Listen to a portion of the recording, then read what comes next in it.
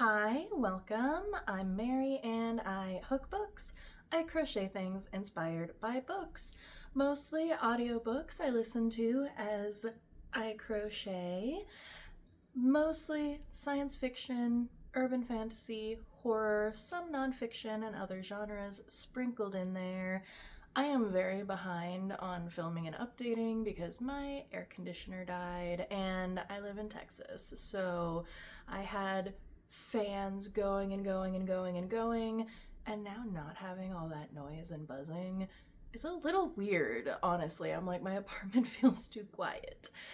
But we are continuing on with the Goober Readathon and the Buzzword Readathon, and we're almost at the end of the month, so things are getting a little bit crunch time and a little bit interesting with some of these choices.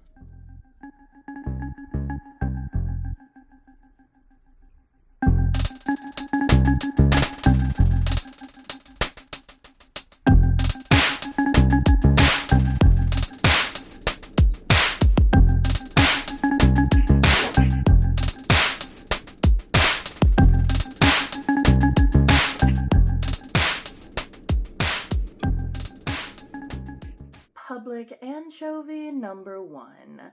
This is the third in the Deep Dish Pizza Mysteries, I believe is what it's called, by Mindy Quigley.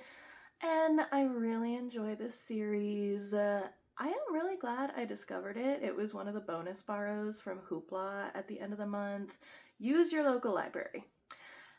And in this, we are in a mansion in the middle of the woods, isolated setting for a big dinner, and someone dies. There's a murderer among us. So it takes that very done trope and it brings our characters into it, and the characters are really something else, like in a good way, in this series. I really like them. And I love Delilah especially. She's very relatable. She's not like our perfect little Pollyanna Mary Sue, and she's not utterly obnoxious. She's just, if she was my friend, I would want to give her a hug. And she is really there for her friends, and especially when bad things are happening to her friends. She is very ferocious, and I love that. Public Anchovy #1 comes from the fact that the love interest, the ironically cop, is a descendant of Public Enemy #1, Al Capone. So it's adorable. It subverts a lot of the Agatha Christie like, closed circle, mansion in the middle of nowhere murder mysteries. And overall, I really enjoyed it. Although it did make me question whether my big orange creamsicle cat would ever get mistaken for a stand mixer. And he is getting bigger every day, which is concerning, but he's just a big cat. He's big boned. He's not fat like Butterball. My cat is big boned.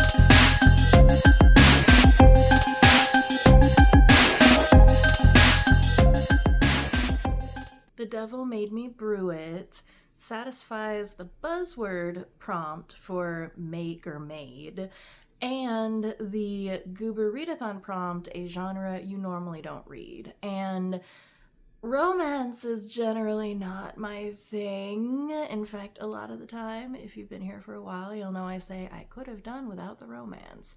But this gave me the vapors. Oh my. Like this was a lot, and I loved it.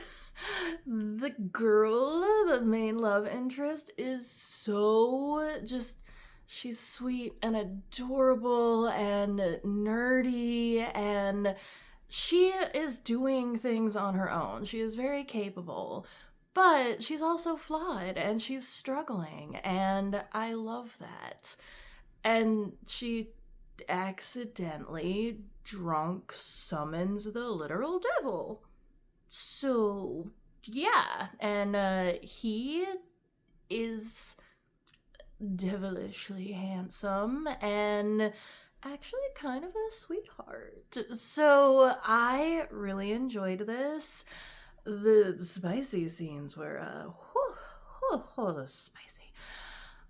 I loved just like the cuteness between them and like how much he wants to help her. And in the beginning, yeah, it's because, you know, he needs to get out of this spell, but then they actually genuinely start falling for each other, and it's adorable.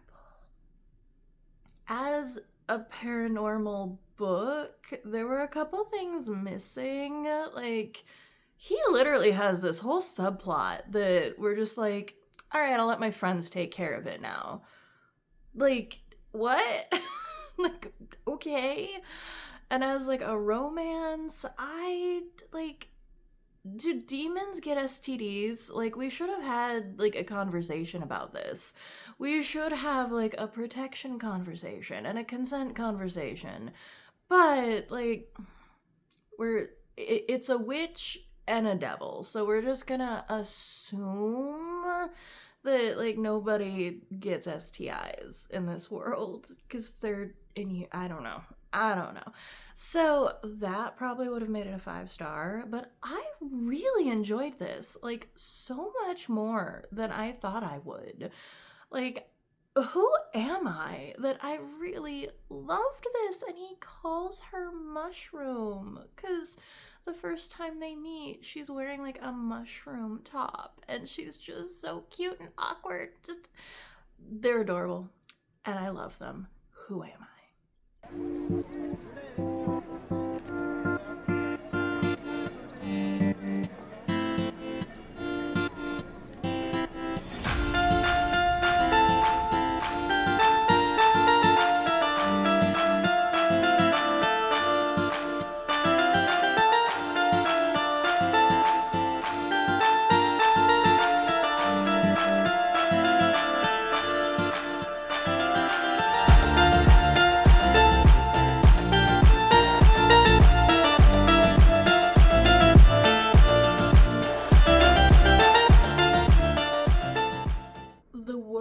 Jones made was a poll-picked book, so it satisfies that prompt for the Goober Readathon.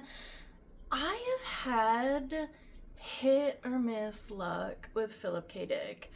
I kind of got a little obsessed with him and I bought a bunch of his books when I was younger because I read a couple that I loved.